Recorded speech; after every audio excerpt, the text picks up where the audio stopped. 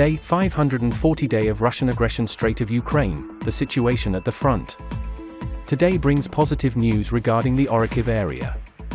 In my previous update, I mentioned that the Ukrainians conducted a successful series of offensives east of Robotyne, resulting in the displacement of Russian forces. This strategic move paved the way for the capture of Robotyne itself. By analyzing the topographical map, we can observe that the Ukrainians advanced along the valley. Despite initially appearing disadvantageous as they moved into lower terrain, this positioning proved ideal for their subsequent attack, with Russians driven out of the small forest. Ukrainians effectively traversed through the woodland, reaching the eastern outskirts of Robotyne. As this particular side of the forest extends to the hills, Ukrainians achieved solid control over the eastern section of the village, forcing Russians to retreat from the outer periphery.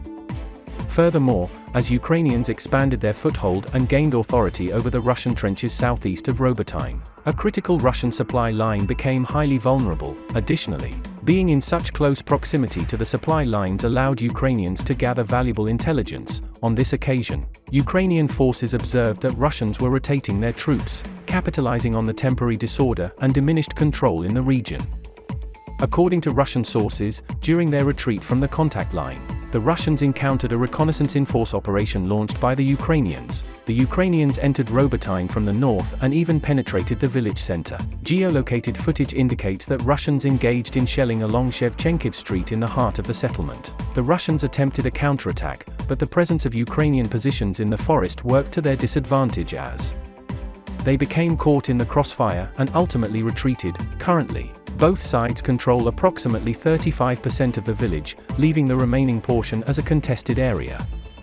Recently, Russian forces were forced out of at least one tree line to the west of the village, completely expelling them and partially pushing them out of several more tree lines. Considering the limited capacity of Russian forces to utilize ground lines of communication for supplying the front and conducting rotations, their ability to hold this settlement for an extended period seems unlikely. Russian sources have reported an escalation in the concentration of Ukrainian forces in the tree lines north of Robotyne, indicating that the next wave of attack may ensue shortly. Russian sources also expressed grievances regarding the effective utilization of Leopard tanks by the Ukrainians. The tanks are employed from a significant distance, making them exceedingly challenging to identify, let alone neutralize. Ukrainian fighters mentioned that Leopards are predominantly utilized as snipers to provide fire support. This strategy enables them to unleash swift and devastating fire from distances spanning multiple kilometers, eliminating the need for unnecessary exposure of the tanks.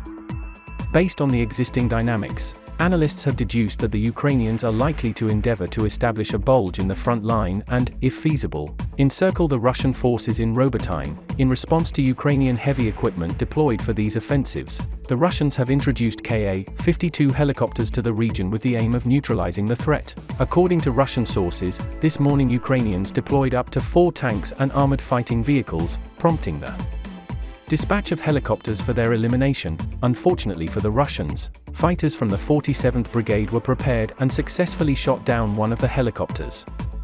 This marks the 8th helicopter downed by the 47th Brigade in the vicinity of Robotyne. Allegedly, the fighters employed the Swedish Man-Portable Air Defense System RBS-70. Unlike standard man-portable air defense systems, the RBS-70 utilizes a laser for targeting, rendering the helicopter's attempt to deceive the system ineffective and significantly augmenting the chances of a successful strike. Moreover, the range of this system is noticeably greater, explaining why the Russian pilots were taken aback by such an attack.